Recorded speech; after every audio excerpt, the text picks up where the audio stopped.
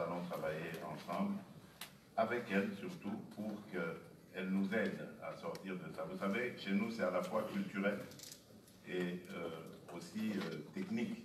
Le problème technique, c'est-à-dire beaucoup de nos immeubles ne sont pas adaptés à accueillir ces personnes-là, et culturel parce que une personne qui naît avec handicap ou qui devient handicapée plus tard dans la vie est d'office considérée comme étant devenue inutile à la société. Donc, nous devons faire un travail de sensibilisation par rapport à cela, en même temps que d'adaptation par rapport aux techniques pouvant leur permettre de vivre normalement avec leur handicap.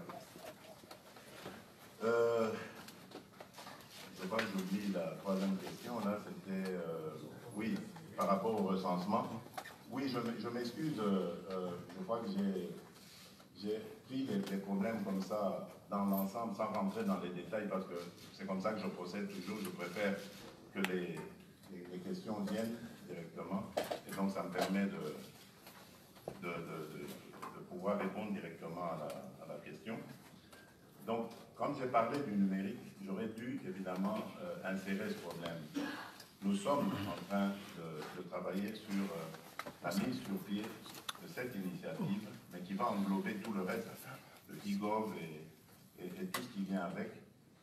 Une initiative qui consiste à commencer par le recensement et ensuite l'identification de la population. C'est pour nous nécessaire à plusieurs égards. D'abord, par rapport à nos propres statistiques.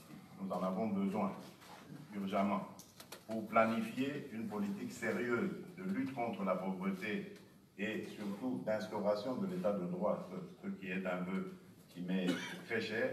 Nous devons absolument avoir le nombre de Congolais qu'il y a dans ce pays-là, et bien d'autres aussi, même des étrangers, la population en général, et même des Congolais de la diaspora, auxquels je fais souvent appel parce qu'il faut qu'ils reviennent nous donner ce coup de pouce. Donc nous avons vraiment besoin de le faire, et nous sommes en train de... Je pense que d'ici la fin, avant la fin de l'année en tout cas, nous allons avoir les premiers actes consistant à lancer le recensement et l'identification de la population.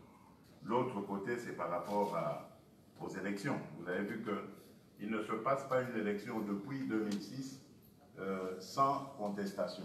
Donc à chaque fois, tout est remis en cause, des doutes, et c'est facile à n'importe qui de dire ah, c'est moi qui ai gagné ou c'est pas moi, etc. Donc c'est donc plus que nécessaire d'avoir ces statistiques, et donc nous n'aurons plus le problème du genre des cartes d'électeurs que l'on a attribuées aux uns et pas aux autres.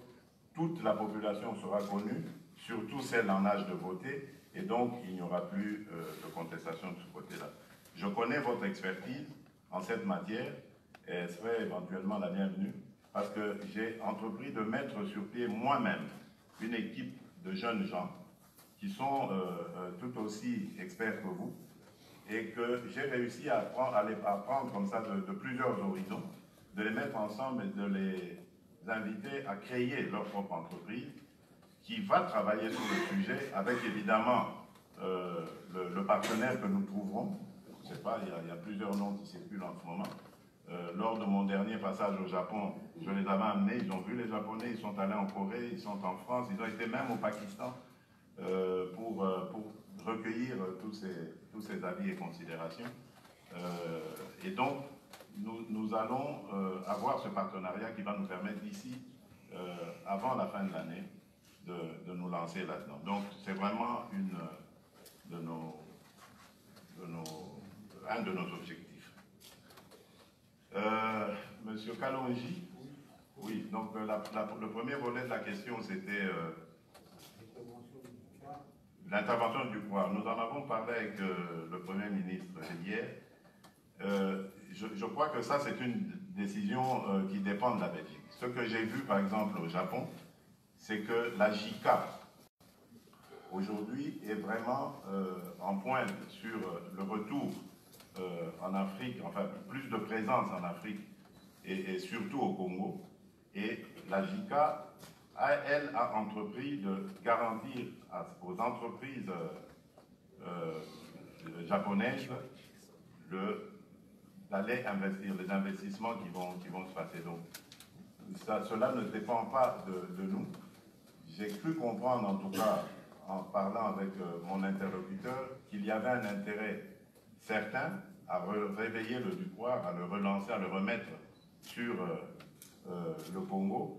Et je pense et j'ai bon espoir que cela va aboutir. Il n'y a pas de raison. Alors, par rapport à la distribution du carburant, ça c'est un besoin important, un problème important plutôt que vous posez, et qui fait que, évidemment, nous avons cette disparité de prix selon qu'on se trouve à Kinshasa ou à l'intérieur du pays. Nous avons plusieurs possibilités. Il y a la possibilité déjà que nous avons envisagé des infrastructures, de les améliorer davantage, parce que c'est à cause de cela aussi que lorsqu'on les répercute sur les prix, le coût du carburant, et c'est ce qui fait que ça revient beaucoup plus cher, mais également il y a la construction de pipelines. Nous sommes en pourparlers avec de partenaires importants avec lesquels nous voulons nous lancer dans cette aventure de pipeline qui va faire beaucoup de bien à notre économie. Idem pour la structure des prix, qui pose également un sérieux problème, mais là, je préfère laisser à la nouvelle équipe gouvernementale qui est mise en place le soin de terminer la mission que je leur ai donnée à propos de la structure des prix. Parce qu'il y a à boire et à manger là-dedans. Donc, on ne va pas s'en sortir si chacun y va avec ses recommandations. Ici, je préfère attendre que le travail que j'ai donné à la nouvelle ministre de l'économie nationale, de me faire le rapport, ainsi je pourrais en savoir plus. De toutes les manières, vous aurez très bientôt de nos nouvelles parce que cela fait partie d'une de nos priorités. Nous savons très bien que ça aura une incidence positive sur le prix des denrées de première nécessité. Voilà ce que je peux dire à ce stade, en espérant avoir répondu à vos préoccupations et en vous remerciant pour votre attention et surtout pour l'intérêt que vous manifestez envers notre pays, la République démocratique du Congo. Je vous remercie.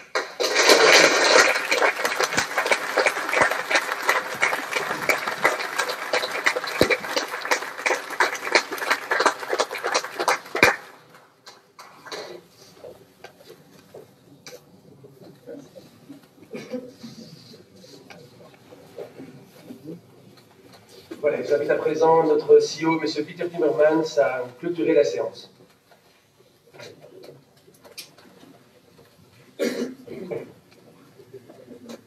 Monsieur le Président, Votre Excellence, chers invités, en vos titres et qualités, Mesdames, Messieurs,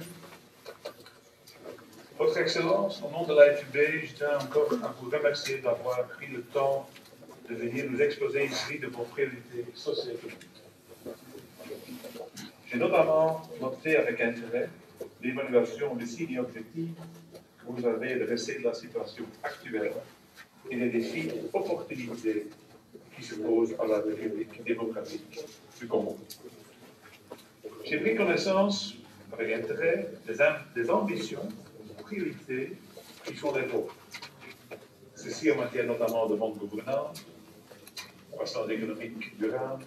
Vous avez mentionné des axes clés comme la santé, l'éducation, l'énergie, les infrastructures.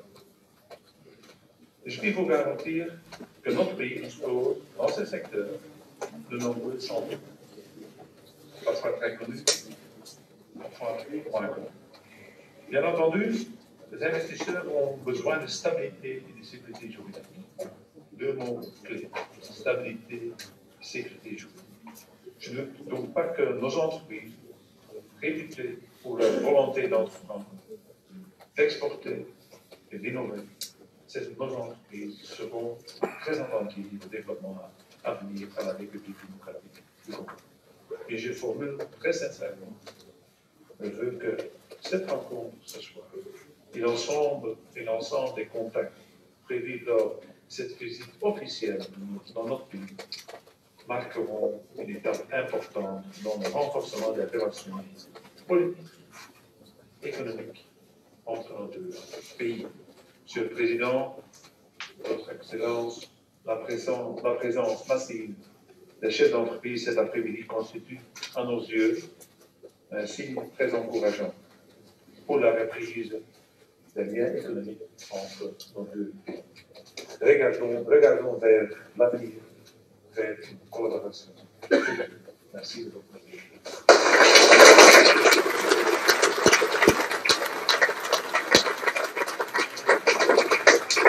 Mesdames, Messieurs, Monsieur le Président, nous sommes arrivés à la fin de cette séance. Un grand merci de votre présence si nombreuse. Une communication pratique pour des raisons de sécurité notamment. Je vais vous demander de rester assis le temps que Son Excellence et sa suite puissent quitter la salle. Vous pourrez ensuite quitter la salle et prendre un verre entre les délégations belges et congolaises. Un grand merci. Merci de rester assis.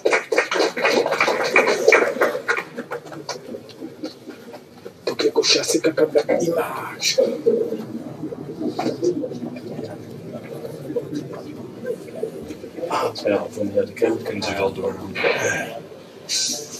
Boulot ekotikala kaka boulot biso toza bachasseur d'image malgré que bosale tokoluka kaka image mpona bino chasseur d'image.